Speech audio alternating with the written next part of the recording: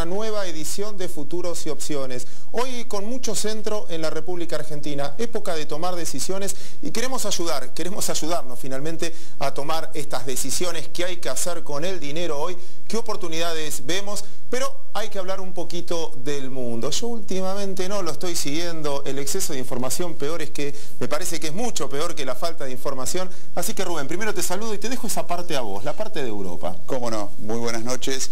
Y la verdad es que es una novela, decíamos la novela de Grecia, algo que esto termine pronto. Aunque mi sensación es que los mercados, ya saben que la crisis no se va a solucionar en un día ni en dos. Ayer mismo Angela Merkel decía que esto va a llevar un largo tiempo, hablaba inclusive de una década. Pero la verdad es que creo que los mercados lo que están mirando es que la crisis no se agrave. Mientras no aparezcan situaciones complicadas, como vimos en el comienzo de esta semana, la deuda pública italiana ya con rendimientos muy cercanos al 7%, que era rendimiento que en algún momento llegó a tener Irlanda, Portugal, que fue lo que desencadenó la ayuda para esos países. Esto es lo que preocupa y esto está muy encadenado, Claudio, con el tema político. Sobre el fin de octubre habíamos visto una decisión de los principales líderes europeos para tomar acción en un conjunto de temas.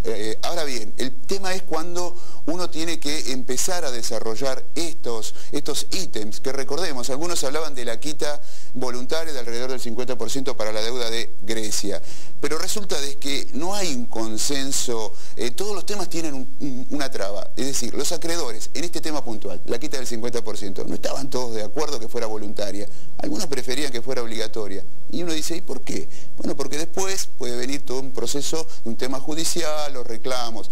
El otro tema, la recapitalización de los bancos, no alcanzaba los 550.000 millones de dólares, y se empezó a hablar de 110.000 a 120.000 millones adicionales de euros para recapitalizar el sistema financiero europeo. Ahora bien, esto también tiene algunos puntos de discusión. Por ejemplo, Alemania prefería que fueran los privados los que pusieran en una primera instancia el dinero.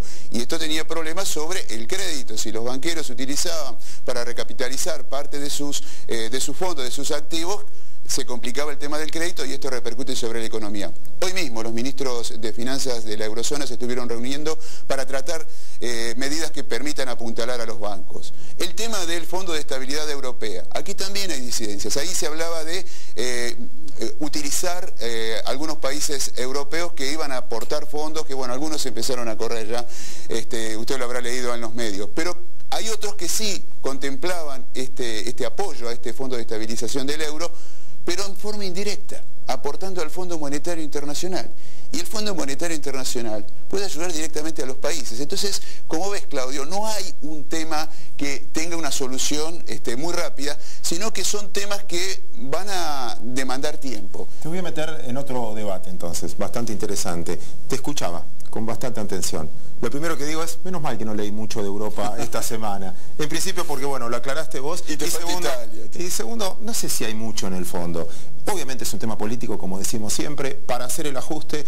Nadie quiere poner dinero, todos quieren resolucionar la crisis con dinero de otro. Y el segundo punto, para hacer esos ajustes necesitas un poder político enorme que no tienen ninguno. Ni Berlusconi, bueno, ni lo tenían en Grecia, etc. Por lo tanto, seguramente será un tema de gran data. Pero bueno, te quiero llevar al mercado local y proponerte un debate quizás con los invitados de hoy. ¿Qué hacer hoy? Bien concreto. Y tengo un divorcio muy importante para ver contigo sobre lo que me dice el mercado y las noticias que fuimos leyendo. Y quiero saber de qué lado tengo que estar, a quién le hago caso. El primer debate que propongo es bastante simple. Si alguien me puede explicar por qué si un Bodén 2013, que casi no paga tasa de interés, ya vale por encima del valor dólar, casi al dólar paralelo si quieren, tiene rendimiento negativo, y un Bonar 10, vos te quejabas de Italia que paga el 7% anual, rinde 11% anual y no tiene inversores. ¿Es el instrumento lo que duele si la deuda es la misma y es del mismo país? O lo que empieza a preocupar, y este es lo que propongo de debate, lo que empieza a preocupar en Argentina no es invertir en activos argentinos, sino es hacerlo dentro de la Argentina. ¿Por qué? Otro de los debates, Mercado Libre, presentó balance. Empresa donde el 70% se desarrolla aquí en Argentina. Es una empresa latinoamericana que, si quieren el ciber, es su espacio o su lugar. Pero independientemente de eso, el 70% está en Argentina. Vale 4.000 millones de dólares. Subió 50% en 4 días. Ahí no dudaron en comprar un activo cuya sede está en Argentina. Veo los volúmenes de Tenaris, por ejemplo, la misma Ternium, negocian en Nueva York. El problema es acá, las trabas que a veces tenemos para operar aquí en la Argentina. Así que ese es un debate. El otro tiene que ver con el anuncio de la caída de algunos subsidios. Independientemente de que el monto sea bajo, como señal me parecía muy importante. Señal fiscal, porque significa que al menos algo el gasto toman conciencia de que hay que disminuirlo o se va a disminuir, pero los bonos no mejoraron en condición. Sí era una buena noticia macro. Y las empresas energéticas tampoco reaccionaron muy fuerte. Entonces, el debate que quiero proponer con los invitados, y te doy la palabra ahora, es: ¿hay una oportunidad enorme por la baja de precios o el mercado me está diciendo que en algo no confía? Repito, y me sorprendió mucho esa división que hay en invertir activos argentinos fuera de la Argentina y esos activos argentinos obviamente dentro de la Argentina. Seguramente lo vamos a conversar con nuestros invitados, y presta atención a nuestros invitados porque la verdad que vienen acertando a Leonardo Quialba con el tema de Tenaris, y un balance que vino espectacular. La semana pasada también tuvimos a Daniel Gerold, que nos hablaba muy bien de YPF, hoy fue la noticia del día, y seguramente hoy esperemos también sacar alguna otra perlita que nos dé alguna pista de algún gran negocio. Presión le pusiste al invitado. Presión le puse, y también a Leonardo, pero ahí, contestando un poco la primera parte de tu pregunta, yo creo que hay cierto tema con el riesgo argentino. Siempre que hay aversión al riesgo, los inversores, pero esto no es de ahora, ha pasado siempre, se vuelcan por los bonos más conservadores, los que vencen en el mediano plazo, sacrificando rendimiento. Es como cuando no me importa tanto el rendimiento. No estoy de acuerdo. No es conservador comprar un bono que te va a rendir menos. ¿Qué es lo conservador de que voy a tener menos plata de la que pongo? Lo que pasa es que tampoco le creen al precio que vos ves en las pizarras, sino que las cuentas las están haciendo con el otro dólar. Entonces allí la tasa negativa, porque el otro bono se va a pagar en un periodo posterior, y ahí es donde está justamente las deudas, la incertidumbre. Es de libros. Cada vez que tenemos un mercado donde hay cierta incertidumbre, ¿qué hacen los operadores? Venden los bonos largos y compran los bonos cortos. Bueno, muchos inversores que están privilegiando, obviamente no comparto ese comportamiento, pero lo entiendo, prefieren comprar bonos cortos porque dicen, bueno, en el 2012, el caso del bono en 2012, en agosto se termina, el otro se termina en el 2013, y no veo visibilidad mucho más allá. Eso también genera, para aquellos que, como bien vos lo comentás, privilegian rendimientos, aprovechar estas enormes oportunidades que después no duran mucho tiempo. Ya empezó el debate y lo vamos a seguir después con los invitados. Dale. Igual, déjame agregarte, el que compra ese bono corto, en realidad quiere dólares físicos, que lo va a tener en el 2012-2013. Es una manera. Porque veo incertidumbre. Pero si ves incertidumbre en el 2012 o en el 2013, también puede ser tarde cuando cobres esos dólares. Pagás un sobreprecio. Pero bueno, lo vamos a discutir. Dale. Si te parece, presentamos el programa de hoy para que usted también se prenda en esta discusión. Usted sabe ya el mail del lugar. Ana Saco es la encargada de conducir ahora las preguntas que usted hace a Leonardo Quialba. Ana, te presento, ¿cómo estás? Hola Claudio, buenas noches. Muy bien, gracias. Así es, a través de las principales preguntas vamos a intentar hacer un paneo general sobre la situación global en los mercados. Vamos a comenzar por Europa, donde los problemas de fondo siguen siendo los mismos. Hoy, con votación allí en el Parlamento en Italia, también el nombramiento oficial del nuevo primer ministro griego. En este contexto vamos a comenzar con las preguntas. Para ello también lo presento al analista Leonardo Quialba. Leonardo, muy buenas noches. Buenas noches, Ana, ¿cómo andás? Muy bien, ¿y vos? Muy bien, por suerte. Bueno, en este contexto que mencionaba, contanos un poco cómo sigue impactando la crisis europea en los activos de riesgo. Mira, el foco sigue hoy casi en un 90% con el tema europeo. Hemos cambiado de país, eso es algo positivo y negativo a la vez. Bueno, porque ya estábamos un poco cansados del tema griego.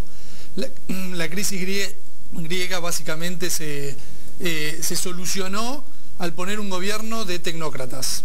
Es decir, los acreedores, Alemania, Francia, decidieron que Papandreou no estaba más a la altura de las circunstancias y que se abrió un periodo de 120 días para que los tecnócratas pongan el país en orden, así después había nuevamente elecciones. Con eso, el tema griego casi que pasa a un segundo plano, pero lamentablemente el que gana escena y protagonismo es Italia, en donde la discusión es un poco la misma.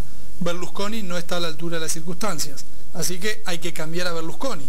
Es decir, estamos en una situación en donde los mercados y los acreedores están cambiando presidentes y poniendo básicamente gente en la cual confían, muchos son funcionarios del Banco Central Europeo.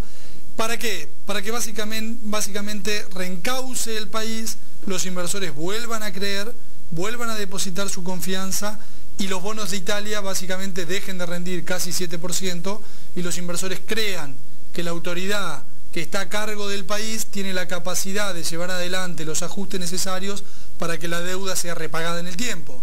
Entonces, la pelea hoy, o lo que hay que estar prestando la atención básicamente es a la forma, las maneras y a quiénes son los que pueden terminar sucediendo a Berlusconi en Italia.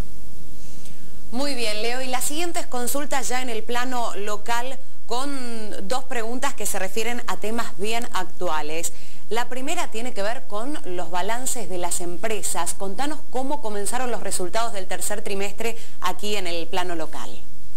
Bueno, por suerte empezaron a llegar las noticias de las cuales uno entiende aunque sea un poquito, es decir, dejamos de mirar tanto la política o el riesgo internacional para empezar a mirar en realidad los números de las compañías.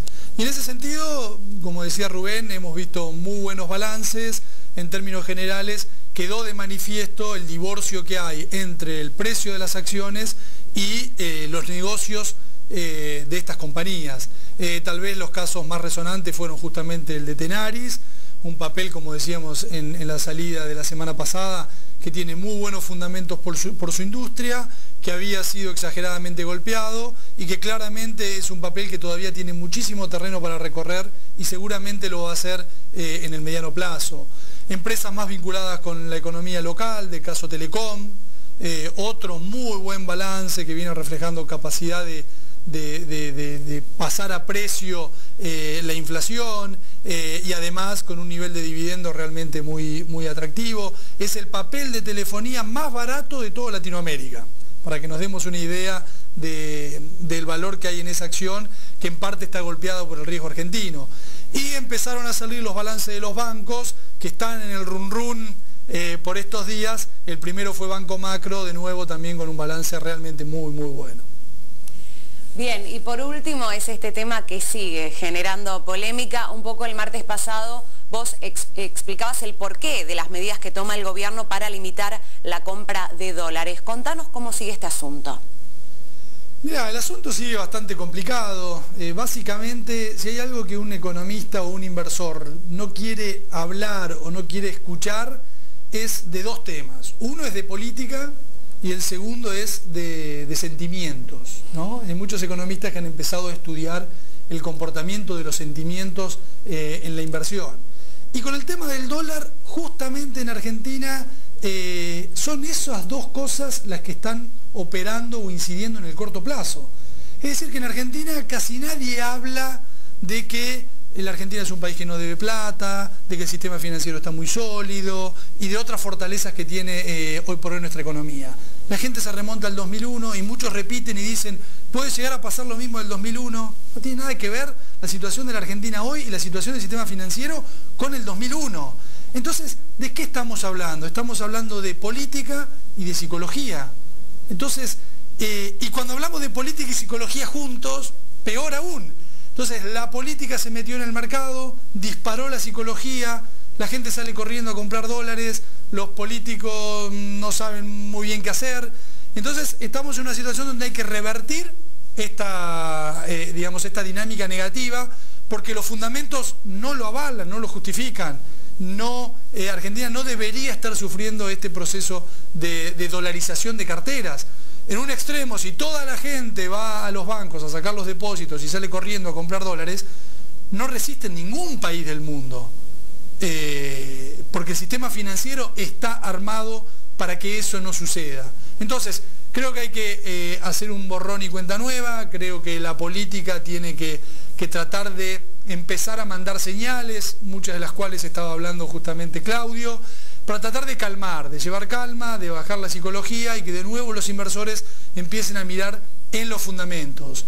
Entonces, de esa manera podemos empezar a sentar las bases, llevando un poco de calma a un mercado que hoy está muy movido, para que de nuevo la gente vuelva a mirar oportunidades que están fuera del dólar. Hablamos en este programa muchas veces de las acciones. Y claramente el que ha invertido en muchos de los papeles que venimos diciendo semana tras semana ha ganado mucha plata en las últimas semanas y mucho más que invirtiendo en dólares.